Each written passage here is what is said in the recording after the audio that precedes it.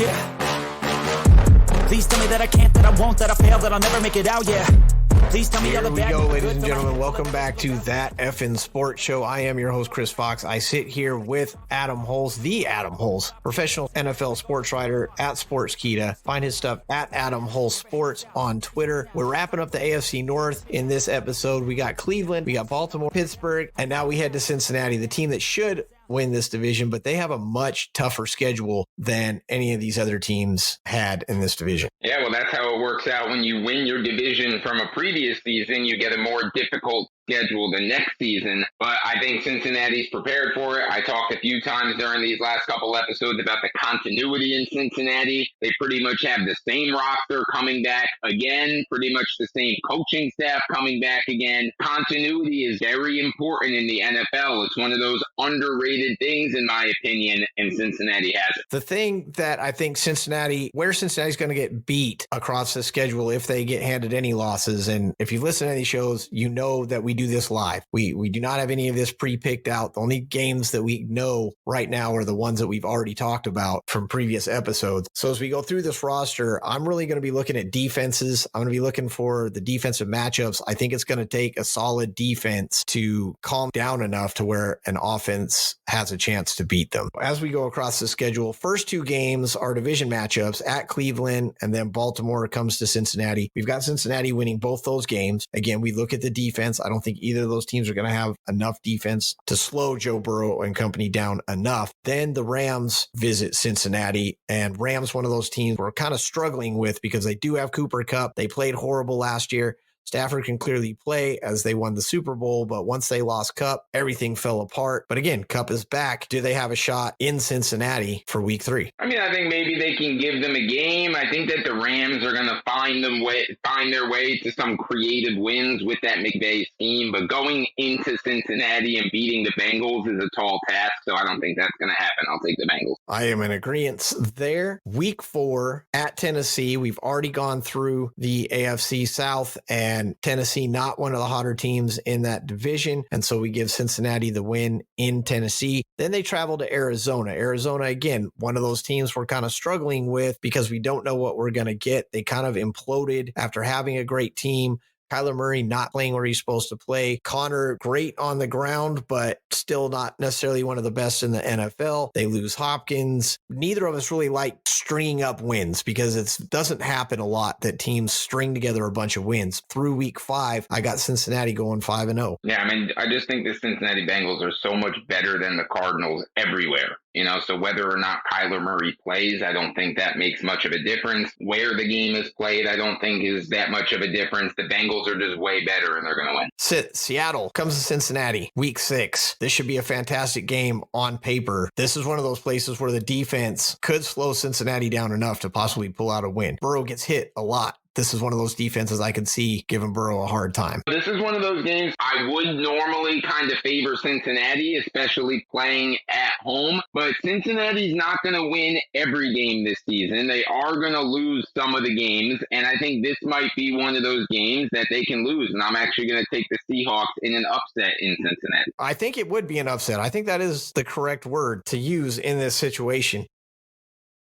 I can't do it. I want to do it. I think Seattle's going to have a shot. I kind of wish this game was in Seattle because I would pick it the other way, but I don't. I got Cincinnati winning, going 6-0. Philly did it last year. Why not Cincy this year? Go to week 7. They get the bye. Week 8, they go to San Francisco. San Francisco is in San Francisco. I would love to pick the upset here. Because of the quarterback situation, it makes it difficult to do that. Yeah, I mean, we don't even know who's going to be playing quarterback for the 49ers at this point. The Bengals have a bye week, so that definitely helps with the travel across the country. But even with both of those two things being said, I'm actually going to take the Niners to get this one done at home with the crowd behind them. Should amp that defense up a little bit. You've been talking about how Burrow gets hit, he gets pressured. nobody does that better than the 49ers, especially when they're playing at home. And I think that could be the difference here. 150%. I said it was going to be the defenses that were going to be the key to beating Cincinnati. And I absolutely agree with you. I think San Francisco has it. I do have Cincinnati losing this game. Buffalo comes to Cincinnati. Everyone's going to be watching this one. Allen, Burrow, again, not the first time, won't be the last time we see these guys play against each other, I hope. I think Buffalo's going to play it tough because it's in Cincinnati, though. I've given Cincinnati another win. Yeah, I mean, this is one of those, games that,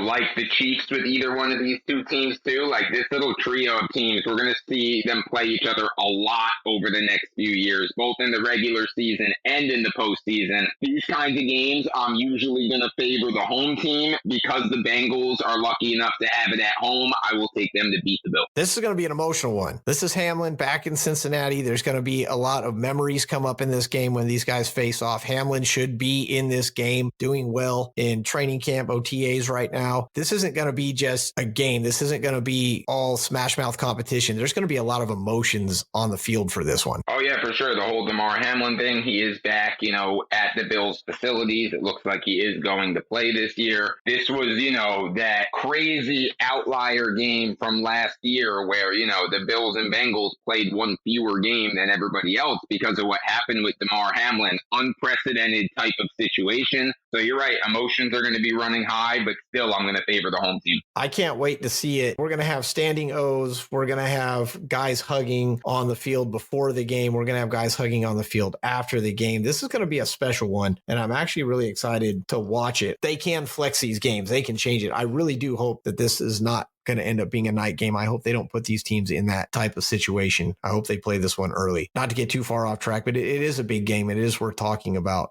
It was Monday Night Football last year. It absolutely was. I really hope that they don't do that again. I think that would be in bad taste. But either way, Cincinnati, the win for both of us in this one. Houston comes to Cincinnati. We want Houston to do well. You've said multiple times you like the moves they made, but neither of us really think it's enough to this point. So this could be one of those games where everybody's like, is Vegas really running things? Houston could pull an upset, just neither of us really having what it takes or seeing what needs to be there to call it. I think the only two ways where an upset could be possible here is if for some reason Joe Burrow doesn't play or if the Bengals are completely just looking past this game. I think those are the only two ways it can happen. I don't think either of those two things do happen, so the Bengals will win. Bengals starting off real hot, got a real nice record to this point. At week 11, they go to Baltimore. Both of us got them winning again. Yeah, I mean, look, this is a really good division with a lot of good division rivalries, but I just think that the Bengals are clearly a class ahead of the other three teams. You can go back and listen to, the 3 episodes from this division, and I have those 3 teams finishing all within one game of each other. Very tight there, but I think the Bengals are really going to separate themselves. And in these divisional matchups, I think they're going to show why. Next one, another divisional matchup. I said it was going to be the defense, so I didn't think Baltimore had a defense. I think Pittsburgh is going to show up on defense. I think they're going to do enough in a battle. I have Pittsburgh winning. You have Cincinnati winning in Pittsburgh for week 12. Yeah, I mean, again, I just think Cincinnati is going to flex their muscles in these division games and show them why they are clearly the best team of this group. Week 13, a game that hurts you to call. They are in Jacksonville, but you talked about the continuity. I'd bring up the defense. Either one, I think Jacksonville falls short. Even in Jacksonville, still not quite there to beat Cincinnati in week 13. I only picked the Jags to lose 3 games, and this was one of those 3 games. I thought Joe Burrow would go head-to-head with Lawrence, and he would find a way to come out on top.